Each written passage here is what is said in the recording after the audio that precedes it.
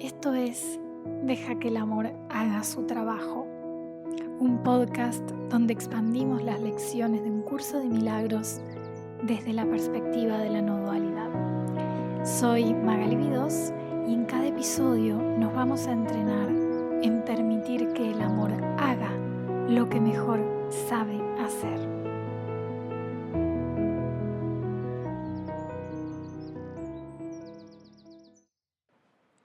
Buenos días. Hoy vamos a expandir juntos la lección 74, que comienza así. No hay más voluntad que la de Dios. No hay más voluntad que la voluntad de Dios. Y dice, la idea de hoy se puede considerar como el pensamiento central hacia el cual se dirigen todos nuestros ejercicios. La voluntad de Dios es la única voluntad. Cuando hayas reconocido esto, habrás reconocido que tu voluntad es la suya. La creencia de que el conflicto es posible habrá desaparecido. La paz habrá reemplazado a la extraña idea de que te atormentan objetivos conflictivos. En cuanto que expresión de la voluntad de Dios, no tienes otro objetivo que el suyo. Lo primero que me viene es esto de que la voluntad de Dios es que yo sea. Y eso, que puede sonar abstracto, es en realidad una revelación profundamente íntima. La voluntad de Dios es que yo sea, no que yo haga, que yo logre, que yo mejore, que yo sea en primer lugar. Y no cualquier forma de ser. El curso no está hablando de mi voluntad como maga, como personaje, como personalidad, ni de la voluntad de Dios como un mandato como arbitrario, moral. Está hablando de una sola voluntad, compartida, indivisible, que sostiene mi existencia, mi ser. Una voluntad que no fluctúa, que no se contradice, que no desea una cosa y teme otra. Una voluntad sin opuestos. Entonces, si Dios quiere que yo sea, y si su voluntad es la única voluntad, eso significa que mi verdadera voluntad también es ser. Es decir, cuando haya reconocido que mi voluntad y la suya son una, la idea misma de conflicto desaparece. ¿Por qué? Porque el conflicto es solo posible si creo que hay dos voluntades. Una que quiere la paz y otra que quiere tener razón. Una que quiere vivir la verdad y otra que quiere sobrevivir en la ilusión. Una que se rinde y otra que controla. Una que entrega y otra que intenta controlar cada aspecto de la existencia, no solo propia sino ajena, ¿no? Pero cuando reconozco que no hay más voluntad que la de Dios, desaparece esa extraña idea de que yo quiero algo distinto de lo que quiere la fuente que extiende su vida en mí. Y ahí naturalmente la paz reemplaza al conflicto, porque me doy cuenta de que jamás estuve en guerra con Dios. Estaba confundida, sí, pero no enemistada. Y acá el curso me lo dice con una simpleza que conmueve. En cuanto a la expresión de la voluntad de Dios, no tienes otro objetivo que el suyo. Eso significa que el objetivo que realmente deseo, la paz, el descanso, el hogar, el recuerdo de lo que soy, ya está alineado con lo que Dios desea para mí. No tengo que fabricar nada, no tengo que lograr nada, solo tengo que recordar que quiero lo mismo que Dios. Al expandir este párrafo se me vienen como dos ideas. La primera es que me voy a tomar un mate. Está lloviendo en casa muy fuerte y bueno, espero que si se escucha el ruido de atrás no moleste, pero porque realmente está lloviendo con ganas. Entonces, la primera idea es, muchos de nosotros llegamos al curso y a la búsqueda espiritual con esta idea de iluminación, ¿no? Y buscamos iluminación espiritual con tal nivel de tosudez, al menos así fue en mi caso. Y la cosa es que estamos esperando algo súper distinto a la experiencia cotidiana. Es como que si estoy buscando iluminación espiritual, no puede ser que dentro de 10 años yo siga en el mismo lugar, en la misma casa. Es como si fuera incompatible, ¿no? La iluminación espiritual pinta como algo así grandilocuente, donde va a haber fuegos artificiales. ¿Y qué sucede? Que sí, que hay algunos casos en que esto sucede así, como por ejemplo el reconocido caso de Eckhart Tolle, donde él tiene una revelación muy profunda, pero porque estaba en una depresión muy oscura. Pero esto es lo que sucede en realidad. La iluminación espiritual, ese despertar espiritual, no puede ser distinto a la voluntad de Dios. No puede ser algo grandilocuente que se va y que viene, porque no es una forma en el mundo, como estábamos hablando estos días, no es algo que sucede en el mundo. Y si es siempre presente o eterno, pero eterno no es una palabra que me guste, siempre presente, porque la voluntad de Dios es siempre presente, no es que a veces quiere que yo sea y a veces no, es siempre presente, es incondicional. Entonces, lo que yo estoy buscando como iluminación espiritual es algo que tuvo que haber estado siempre presente en mí. No puede ser algo distinto a lo que ya soy. Entonces, muchos de nosotros llegamos al curso o a cualquier otro camino espiritual con una imagen muy clara, pero también inconsciente de lo que creemos que va a ser la iluminación. Y no es una imagen humilde, es una imagen cargada de grandiosidad, como si imagináramos que el despertar espiritual, el elevar de conciencia, tuviera que venir acompañado de un cambio drástico de vida, una transformación visible, ¿no? Casi cinematográfica. Entonces vemos la iluminación como un evento, un antes y un después, un éxtasis, una luz que te recorre el cuerpo, un instante en el que desaparece todo y aparece otra realidad. Pero esa expectativa es parte del mismo sistema de pensamiento del curso del cual el curso quiere liberarnos. ¿Por qué? Porque si la iluminación fuera un evento espectacular, sería algo separado de mi experiencia actual. Sería algo que todavía no tengo, algo que debo alcanzar, algo externo a lo que soy.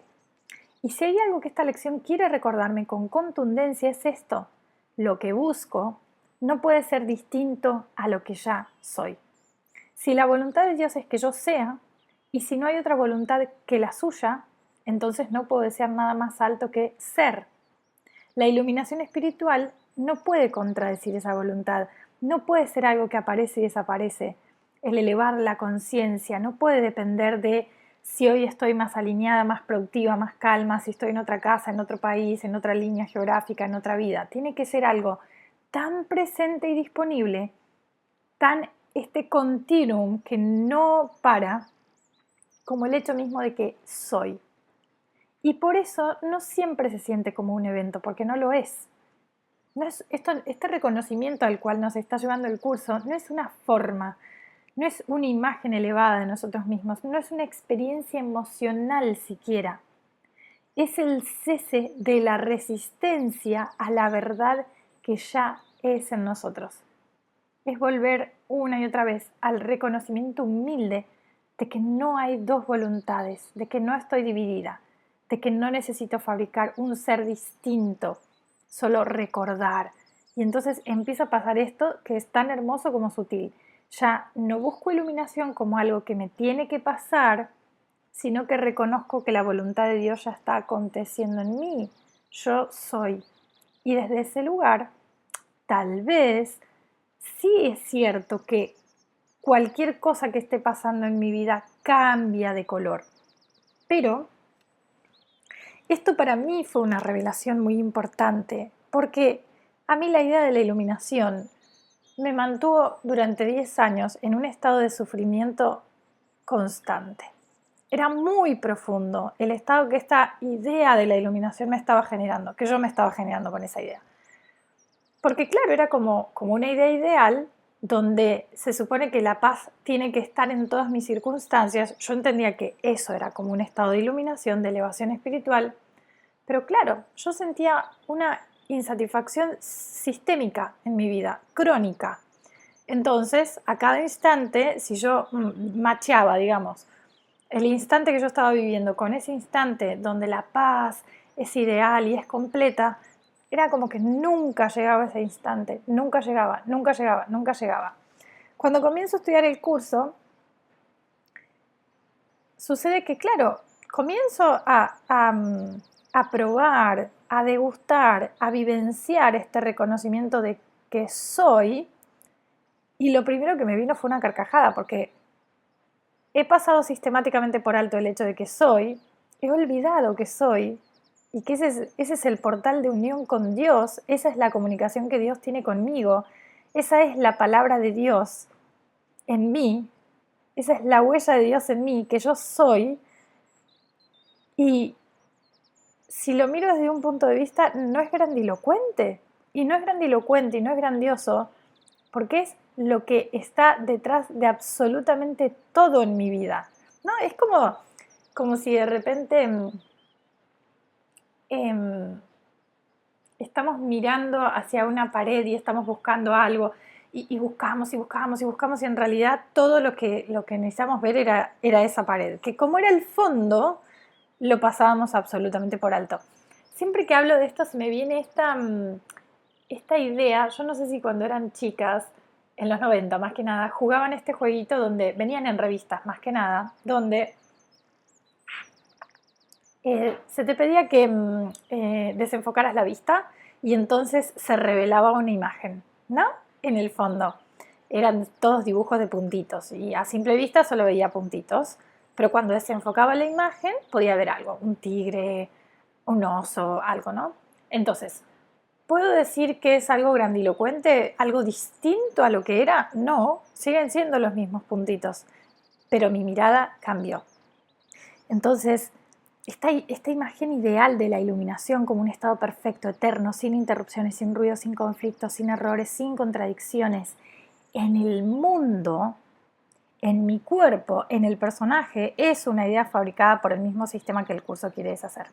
Y ese ideal es tan exigente, tan inalcanzable, que paradójicamente se convierte en una fuente de sufrimiento. Y esto cuando estamos buscando ese estado en la forma, que mi cuerpo se sienta así, que mis relaciones se sientan así, que mi billetera se sienta así, que mi relación con mi madre se sienta así, lo que estamos haciendo en el curso es ver que en realidad estábamos buscando en el lugar equivocado, ¿no? Y lo interesante es que el curso nos trae este reconocimiento, este cambio de mirada, y entonces ahí vemos lo que siempre estuvo. No cambió el mundo, no cambió nuestra casa, no cambió el clima, cambió el enfoque y de repente aparece lo que siempre estuvo presente, el fondo, el ser, lo que sostiene todo. Entonces, de este primer párrafo, la primera idea que quería abrir era esa respecto de la iluminación como un ideal que intento llevar a la vida, que causa mucho sufrimiento, al menos en mi caso, y que resulta que cuando empiezo a degustar esto que llamamos soy, me doy cuenta de que era el fondo siempre presente y por tanto no se siente... Lo que quiero decir es que cuando empieces a hacer estas lecciones no esperes sentir algo distinto o ver algo distinto que puede pasar, pero el ser siempre presente es lo inafectado, por lo tanto no cambia. Y tuvo que haber estado siempre presente y por tanto no vas a descubrir algo distinto, sino algo que pasaste por alto, ¿ok? Pero lo segundo que quería abrir era con respecto a cuando reconozco que mi voluntad es la voluntad de Dios y por tanto lo que Dios desea para mí, paz, felicidad, ser, es exactamente lo que yo deseo. Fíjate cómo este es un paradigma donde mi deseo ya está satisfecho. No es un paradigma donde tengo que salir a buscar mis deseos al mundo, que aunque suena muy liberador y empoderador, me está diciendo que aquello que me falta está en el mundo y conlleva esfuerzo, por eso tengo que hacer un plan para cumplir mis deseos, están fuera de mí, generalmente están lejos en el tiempo. Suele ser muy agotador este paradigma.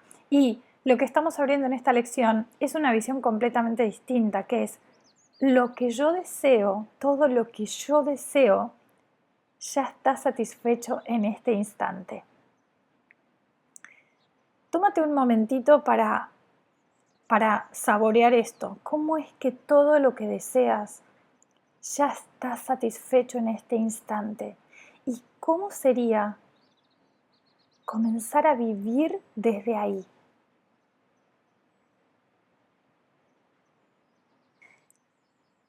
Porque si la voluntad de Dios es mi voluntad, entonces ya no tengo que salir a buscar mi deseo al mundo.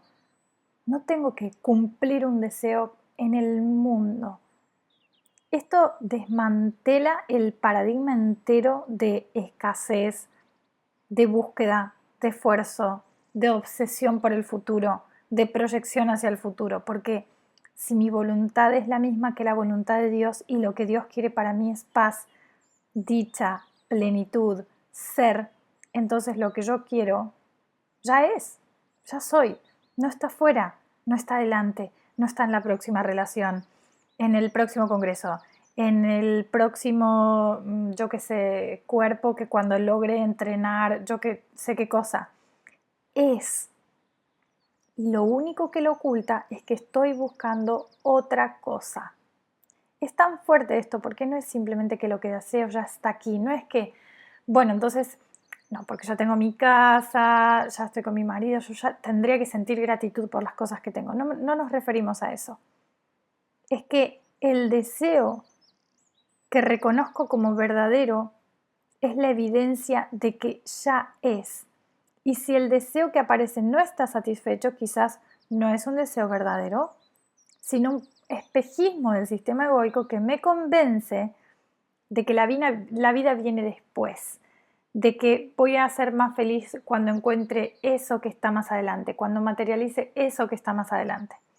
Entonces, acá no hay resignación, sino que es un lugar de verdadero descanso.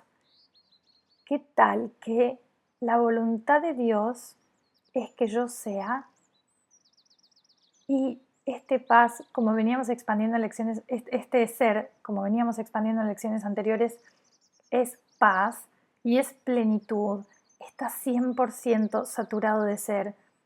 Y eso es lo que he estado buscando incansablemente en el mundo, que si ya es, que si no necesito esfuerzo, si no necesito búsqueda, porque ya es. Y en esta lección aparece la invitación de comenzar a probar eso.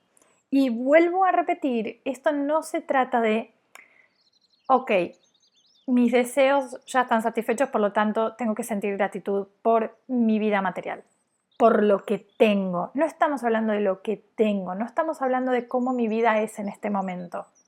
No estamos diciendo que entonces tengo que esforzarme en sentir gratitud por cómo mi vida se muestra ahora. Esto es anterior a cómo se muestra mi vida. Entonces, lo que quiero decir es, y con esto cierro como estas dos ideas de este primer párrafo, no estamos hablando de conformismo, no estamos hablando de resignación espiritual maquillada de gratitud, tampoco estamos diciendo, bueno, mi deseo ya está satisfecho, así que ahora voy a hacer el esfuerzo de valorar esta vida que tengo, ¿no? Eso sería simplemente cambiar el decorado, pero seguir atrapados en el mismo teatro de la forma. La gratitud de la que estamos hablando no tiene causa externa, no nace de lo que tengo o de cómo se muestra mi vida hoy, no depende de si el cuerpo está sano, si la cuenta del banco está llena o si las relaciones marchan bien o no. Esta gratitud no está dirigida a algo, es un reflejo natural de haber recordado que soy y que esa es la voluntad de Dios. Es una gratitud que no tiene objeto porque no es por algo, es desde el ser que soy. Y cuando ese recuerdo aparece se vuelve obvio. No necesito que nada cambie para estar en paz. No porque me convenzo, sino porque veo, porque reconozco, porque dejo de pelear, porque degusto esta voluntad de Dios que es la mía y es que yo sea. Entonces esto no es psicológico, no es un esfuerzo de la mente, es ontológico, no es tengo que aprender a valorar lo que tengo, es me doy cuenta de que el tener o el no tener no tocan lo que soy. Entonces ahí la vida puede seguir mostrándose como se muestre. Puede haber nubes, sol, dolor, alivio, pero ya no estoy pidiendo que nada de eso me dé lo que ya soy, la plenitud que ya soy. Y continuamos. La idea de hoy encierra una gran paz. No hay más voluntad que la de Dios. Y lo que los ejercicios de hoy se proponen es encontrarla. La idea en sí es completamente cierta, por lo tanto no puede dar lugar a ilusiones. Sin ilusiones, el conflicto es imposible. Tratemos hoy de reconocer esto y de experimentar la paz que este reconocimiento nos brinda. Quiero que expandamos un poquito en esto porque está explicando muy bien esta lección la raíz del conflicto, ¿no? El curso nos dice no hay más voluntad que la de Dios y eso suena inmenso, ¿no? Casi abstracto, pero en realidad nos está mostrando algo muy importante. ¿Cómo aparece el conflicto? El conflicto aparece cuando en mi mente se interponen, digamos, dos voluntades, que en realidad esto no es así, pero sirve para explicar. Una que dice, esto debería ser distinto, y la otra, la voluntad de Dios que sostiene amorosamente, eres. Cada vez que aparece un pensamiento que dice, esto no debería estar pasando, yo debería estar en otro lugar, esto tendría que ser diferente, quiero otra cosa que no está acá, estoy afirmando una segunda voluntad. Es decir, estoy creyendo que hay una voluntad mía que está en oposición a la de Dios. Y esa creencia es lo que crea el conflicto. Pero, atención, porque esto no es solo una teoría. Este conflicto de voluntades se siente como ansiedad, impaciencia, carencia, frustración, impotencia, enojo, vacío. Es eso lo que estamos sintiendo en el día a día todo el tiempo.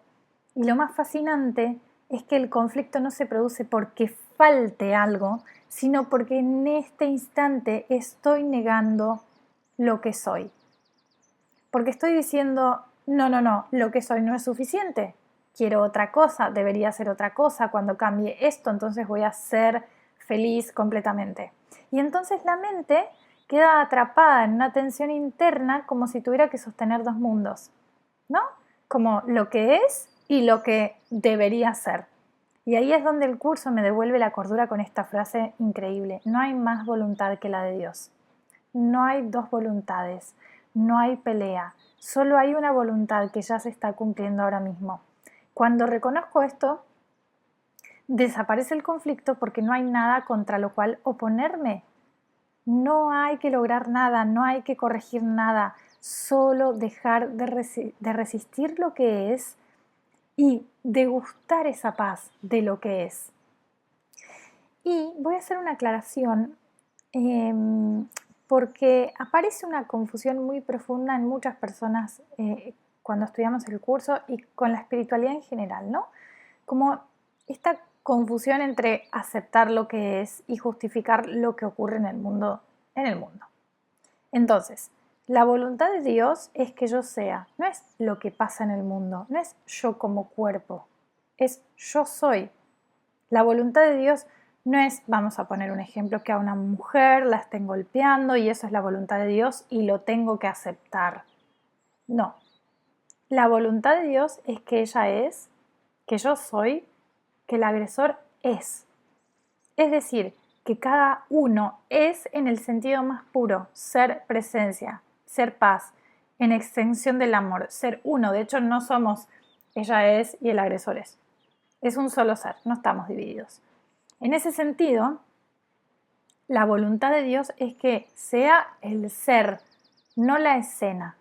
Cuando el curso habla de aceptar lo que es, no se refiere a resignarnos frente a la injusticia ni a quedarnos pasivos frente al dolor o al abuso.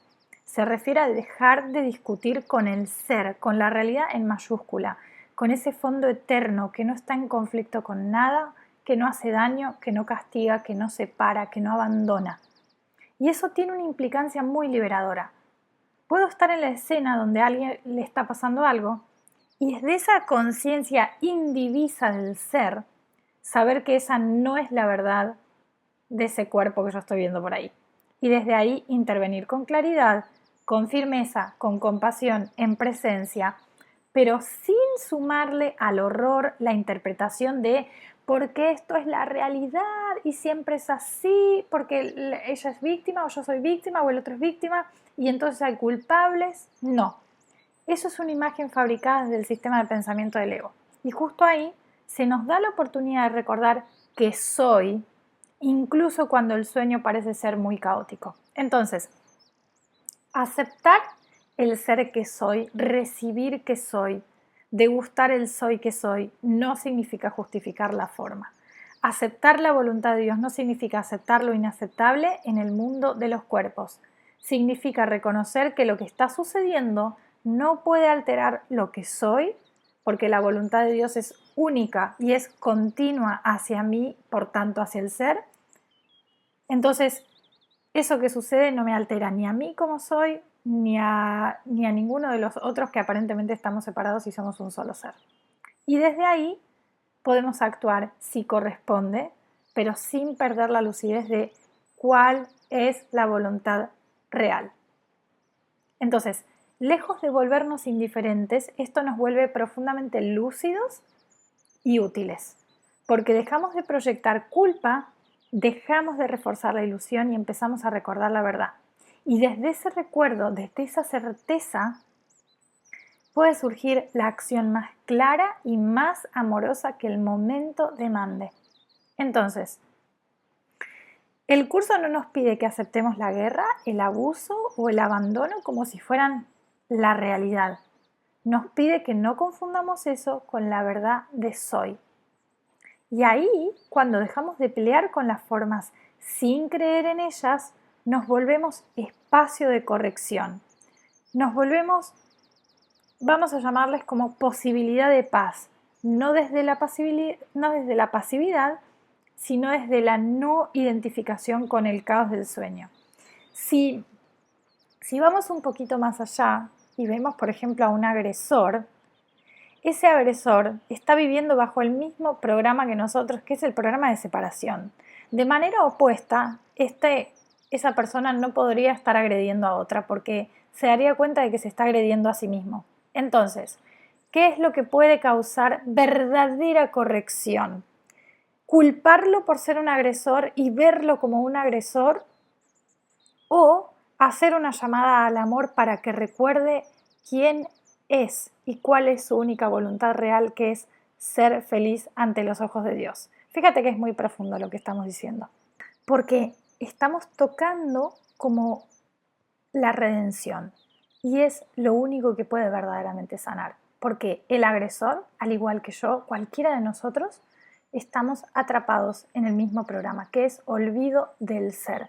La creencia en la separación, la ilusión de que puede ganar algo haciendo daño, de que puede afirmarse a sí mismo destruyendo a otro, y ese acto de agresión, por más violento o repudiable que sea en la forma, es siempre una expresión de inconsciencia, de profunda desconexión. Y por eso, lo único que verdaderamente puede corregir esa mente no es más culpa, ni más castigo, ni más odio. Lo único que puede corregir esa mente dormida es una llamada al recuerdo. Eso no es lo que eres. Entonces acá se activa el discernimiento que el curso quiere entrenarnos a tener. Porque no se trata de justificar la forma, tampoco se trata de romantizar esa sombra, se trata de ver a través de la forma y reconocer que esa persona que agrede no se está reconociendo a sí mismo ante los ojos del Creador. Si se viera, si supiera quién es, no podría hacer lo que está haciendo. No desde la culpa, sino desde la lucidez. La acción del ego siempre es una petición de amor mal dirigida. Entonces, lo más radical y lo más amoroso al mismo tiempo que podemos hacer, incluso cuando tomamos una acción concreta en el mundo, como poner límites, como denunciar, cuidar a la víctima, etc., es no reforzar la identidad del agresor como agresor. no quedarnos, y tampoco la de víctima como la de víctima, no quedarnos atrapados en el juicio de víctima y victimario, sino permitir que en nuestra percepción haya espacio para otra posibilidad. Esta también es una mente dormida que ha olvidado la luz que es. Y ese es el único punto desde el cual puede darse una verdadera corrección. Porque si yo veo agresores y víctimas, los estoy cristalizando ahí. Estoy reforzando que eso es lo que son cuerpos, agresores y víctimas. Pero si puedo, con firmeza, con claridad, sin negar la acción en el mundo, recordar que ese no es su ser, estoy literalmente invitando al milagro. Estoy ofreciendo una visión que él o ella no tienen para sí mismos. Eso es amor incondicional y eso es perdonar. Y en ese acto no solo estoy ofreciendo paz, la recibo para mí, porque dejo de verme opuestas a ellos, agresores, víctimas. Dejo de proyectar el mal allá afuera y empiezo a participar activamente en la corrección del sueño. No porque yo tenga que salvar a nadie, sino porque estoy eligiendo ver como Dios ve. Y esto es muy interesante porque, no sé por qué, bueno, sentí abrir esto en esta lección, pero el sistema de pensamiento del ego y el plan para la salvación del ego es que vamos a lograr más paz con conflicto, con lucha. Ese es el plan de la salvación del ego. ¿Da resultados? No. No da resultados. Esa es una de las trampas más fuertes de este sistema de pensamientos, y es que vamos a alcanzar la paz a través del conflicto, pero es que si lo empezamos a ver, lo podemos ver actuando en absolutamente todos lados. Parece ridículo cuando lo decimos así, pero es lo que está implícito en casi todos nuestros movimientos cotidianos. Voy a estar en paz cuando me saque esta persona de encima, voy a estar en paz cuando solucione este problema, voy a estar en paz cuando haya justicia, cuando el otro cambie, cuando yo tenga razón. ¿Y para eso qué hago? Lucho, me esfuerzo, ataco, resisto, me tenso, exijo y por lo tanto hay conflicto. Y el ego me dice, estás haciendo lo necesario, pero el resultado nunca llega. No hay descanso real, porque lo que estoy sosteniendo en el fondo es la creencia de que la paz se encuentra después del conflicto. ¿Y qué dice el curso? No hay más voluntad que la de Dios. Y la voluntad de Dios no se realiza después de la lucha, no es una meta futura. La voluntad de Dios ya se está realizando ahora mismo y es que yo sea, y por tanto que yo sea paz. Entonces, si la paz no es ahora, no es. Y si la voluntad de Dios es mi voluntad, entonces buscarla en el conflicto es ir en contra de mí mismo. Ese es el autoengaño más grande, que tengo que sufrir un poco más, pelear un poco más, defender un poco más, resistir un poco más y entonces después vamos a encontrar paz. Pero el curso nos dice, la paz no puede ser el resultado de una estrategia porque es el reconocimiento de la voluntad de Dios que es ahora. No es algo que conseguimos luchando, es algo que dejamos de impedir y el conflicto es justamente el impedimento. Por eso esta lección parece ser como un punto de inflexión. Nos recuerda que no hay dos voluntades. No está la voluntad de Dios por un lado y la mía por el otro. No está la paz por un lado y mi plan por el otro para alcanzar la paz. Solo hay una voluntad y es paz. Y solo hay un instante donde esa voluntad puede recordarse. Ahora. Y luego continúa.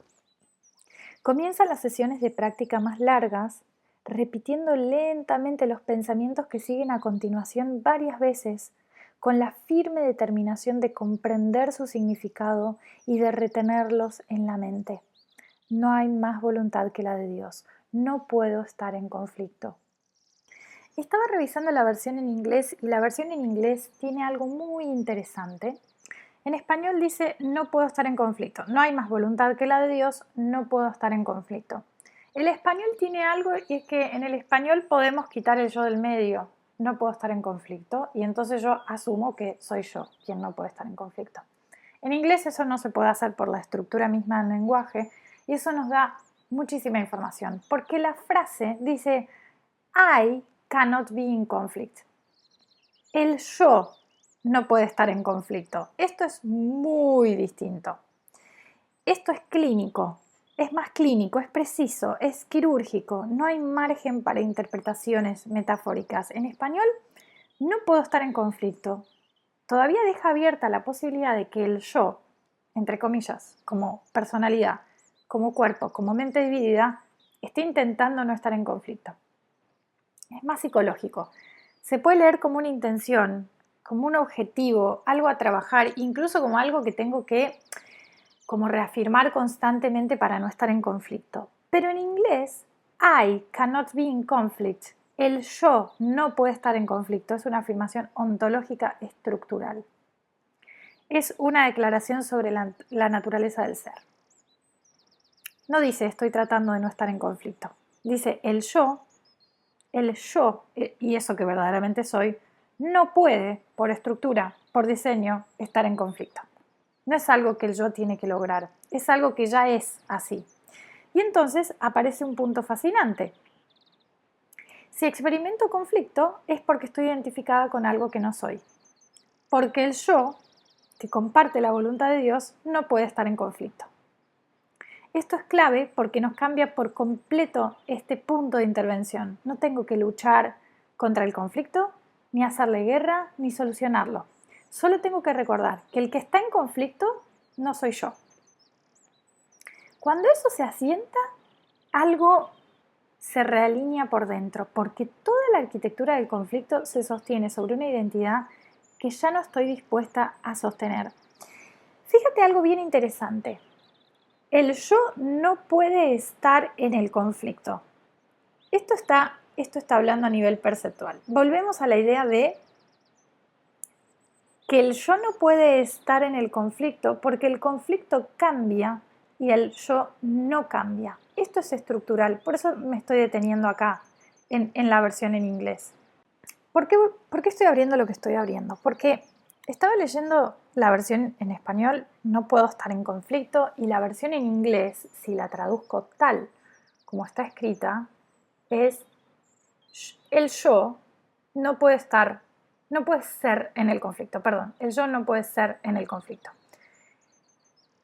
Y hay una diferencia radical y absolutamente fundante entre decir no puedo estar en conflicto y decir el yo no puede ser en el conflicto. La versión en español, no puedo estar en conflicto, a mí me hace ruido porque suena como una afirmación conductual o incluso aspiracional, casi como si me estuviera repitiendo un mantra que me invita a recordar que, aunque estoy sintiendo conflicto, hay una verdad superior a la que puedo apelar para salir de ese estado. Suena como una corrección de percepción dentro del campo del conflicto mismo, y aunque esa intención es noble, todavía me deja dentro de la película intentando cambiar la escena dentro de la escena. La versión original en inglés, I cannot be in conflict, no es correctiva, es descriptiva del ser. Está afirmando algo ontológico, que la identidad real, el yo que soy, no puede ser en el conflicto, porque el conflicto requiere cambio, dualidad, oposición, oscilación, y el ser no participa de ninguno de esos movimientos. Entonces, el conflicto es parte de la película. Tiene personajes, giros, emociones, y lo que solemos llamar yo, la personalidad, el cuerpo, mi nombre, es solo un personaje proyectado ahí. Desde ese lugar, por supuesto que parece haber conflicto. El personaje está en una escena amenazante, buscando paz, chocando con otros. Pero el yo real no es el personaje, es la pantalla, y la pantalla nunca está en la película. No puede ser dentro de la escena, no puede actuar, ni pensar, ni sufrir por la escena. Sostiene la escena, pero no se convierte en ella, no se modifica con ella, no es afectada por la escena, no nace ni muere en función de lo que se proyecta. Entonces, cuando el curso dice I cannot be in conflict, no me está pidiendo que lo repita como una afirmación para calmarme, que a eso sí me lleva la versión en español, sino que me está devolviendo el reconocimiento de lo que ya es verdad en mí, más allá de lo que parezco estar sintiendo o pensando. Y esto también abre una grieta profunda respecto del conflicto tal como lo entendemos. El conflicto no es un fenómeno de mi vida personal que tengo que gestionar emocionalmente. El conflicto es el síntoma de haberme confundido de identidad. Solo puede haber conflicto si me creo un personaje dentro de la escena luchando por sobrevivir, por tener razón, por buscar salvación en el mundo. Pero si vuelvo al yo, que simplemente es el yo pantalla, llamémosle, que nunca entró en el guión, no puede estar en conflicto. El ser no se ve a sí mismo como algo separado de su fuente. No hay tensión entre la voluntad de Dios y la mía, porque el yo verdadero es la expresión viva de la voluntad de Dios. Y no tiene objetivos separados porque ser es su único estado. Por eso esta frase en inglés me parece muy interesante porque tiene peso metafísico, no es solo una oración, es una declaración ontológica que desarma el núcleo del sistema de pensamiento del ego. Porque el ego necesita que el conflicto sea posible, lo necesita para sostener la búsqueda, la mejora, el futuro. Pero si el yo no puede ser en el conflicto, entonces no hay conflicto real. Y sin conflicto, todo este edificio del sistema de pensamiento del ego se puede deshacer. Entonces, no puedo estar en conflicto, suena todavía a que hay conflicto, ¿no? Entonces, cuando hagamos las sesiones de práctica, lo que me gusta de esto es, primero, si quieres toma nota de la versión en inglés traducida literal, el yo no puede ser en el conflicto. Y cuando hagas tus sesiones de práctica largas, recuerda que esto no es que hay conflicto, pero yo no debería estar en conflicto. Es una declaración del diseño del ser. O sea, recuerda que es una descripción ontológica, no algo que yo no debería estar en conflicto.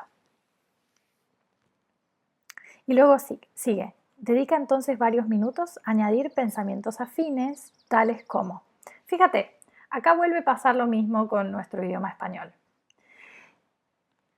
Estoy en paz es como que es un estado en el que yo entro, ¿no? Estoy en paz. En inglés es I am at peace, o sea, soy la paz. La construcción en español, perdón, estoy medio mal de la garganta hoy. La construcción en español es radicalmente distinta a la construcción en inglés. Por eso, cuando pueda y cuando me acuerde, voy a ir abriendo como las lecciones en inglés para que podamos ver realmente como la riqueza que trae el inglés en su versión original. Entonces, otros pensamientos. Nada puede perturbarme. De nuevo, el nada puede perturbarme. No está hablando del personaje. Está hablando de una descripción del ser. Es ontológica. Al ser nada le puede perturbar, porque todo lo perturbado puede ser sostenido en el ser que no es lo perturbado. Mi voluntad y la de Dios son una. La voluntad de Dios es que su Hijo esté en paz. Es decir, que sea la paz.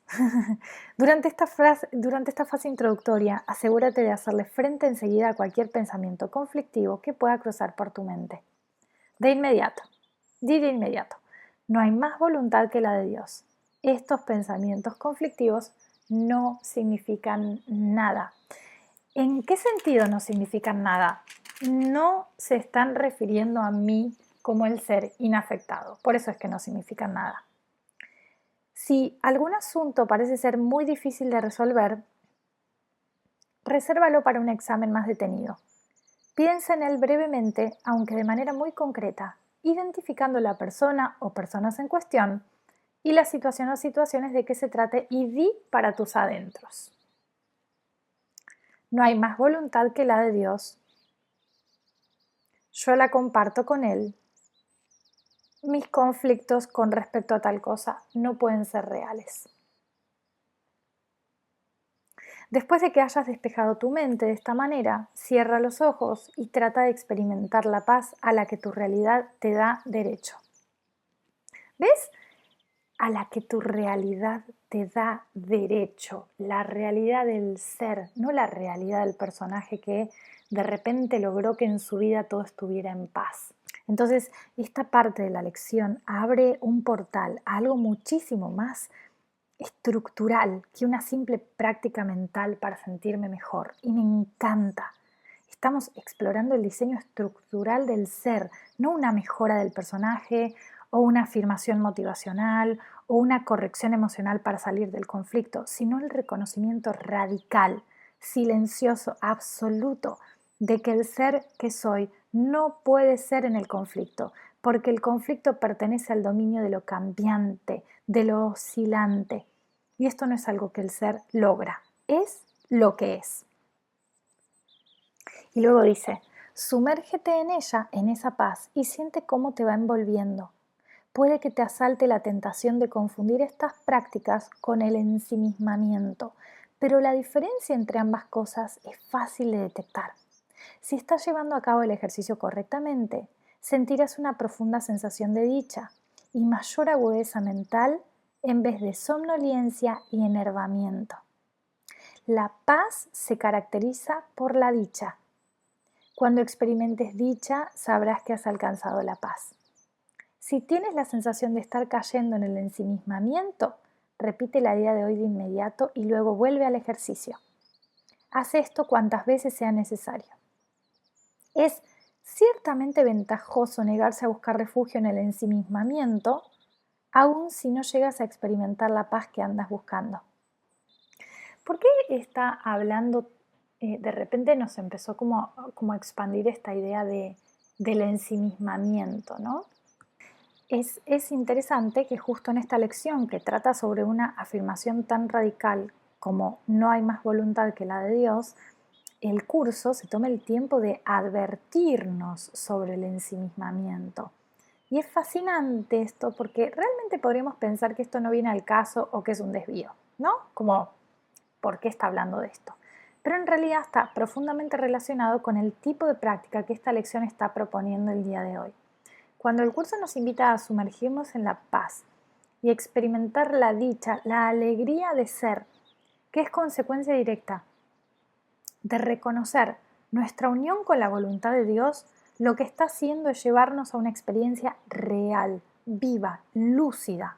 No nos está invitando a entrar en un trance, ni a estar como en un aislamiento mental, ni a cerrarnos introspectivamente, ¿no? Como este cierre que nos desconecta del mundo como si nos replegáramos dentro de una burbuja narcisista, por decirlo así.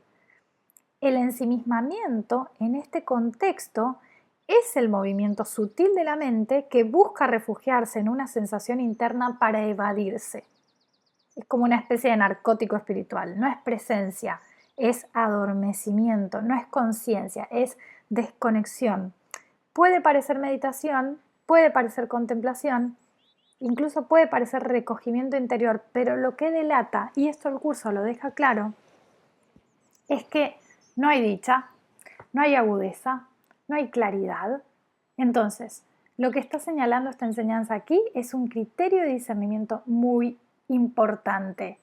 La verdadera paz no embota, afina, no adormece, despierta, no te encierra, te abre. Es hermoso esto porque nos recuerda que lo que estamos buscando no es una experiencia mental de comodidad, no es anestesia, no es alivio emocional solamente. Lo que buscamos es la conciencia viva del ser que somos. Y eso, como decíamos hace unos minutos atrás, es lo más clínico del mundo. Es nítido, es sobrio y sin embargo profundamente dichoso. Porque lo que se experimenta cuando una mente se alinea con la verdad es la dicha de haber dejado de pelear con lo real. Por eso esta advertencia del curso es tan compasiva. Porque sabe que en nuestro intento de practicar aún llevamos el reflejo del ego y el ego se cuela incluso en nuestra práctica espiritual. Nos lleva a hacer bien el ejercicio, pero sin estar verdaderamente presentes. Nos lleva a querer alcanzar la paz, pero confundiendo la paz con un estado emocional pasivo, adormecido, anestesiado. Y ahí es donde aparece el ensimismamiento como defensa. Es una trampa muy sutil. Estoy tan agotada por mi lucha interna que cuando toco un poquito de silencio me relajo y en lugar de quedarme presente en ese silencio lúcido, me sumerjo en una especie de niebla mental placentera. El curso lo ve, el curso lo nombra y nos saca de ahí con una claridad impresionante. Repite la idea de inmediato y vuelve al ejercicio. Porque no vinimos a anestesiarnos, vinimos a recordar, a despertar al ser que somos. Y eso es muy diferente a cerrar los ojos y flotar por el espacio sideral. Entonces, me parece una belleza que esta lección nos advierta de esto. No confundas la paz con la evasión. No confundas la dicha con la comodidad. La paz real es claridad. La dicha verdadera es alegría de ser. Si no estás ahí, no pasa nada. Repite la idea con honestidad y vuelve. Esto no es sobre lograr un estado de ánimo, es sobre reconocer lo que soy, la voluntad de Dios. Y luego dice, en las sesiones más cortas, que hoy se deben llevar a cabo a intervalos regulares previamente determinados, di para tus adentros.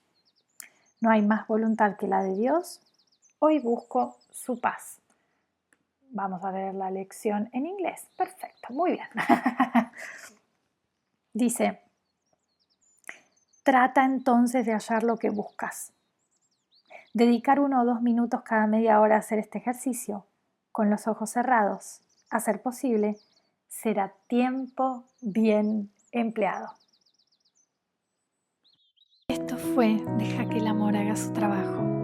Gracias por permitirme acompañarte en este nuevo episodio, caminando junto a la sabiduría de un curso de milagros.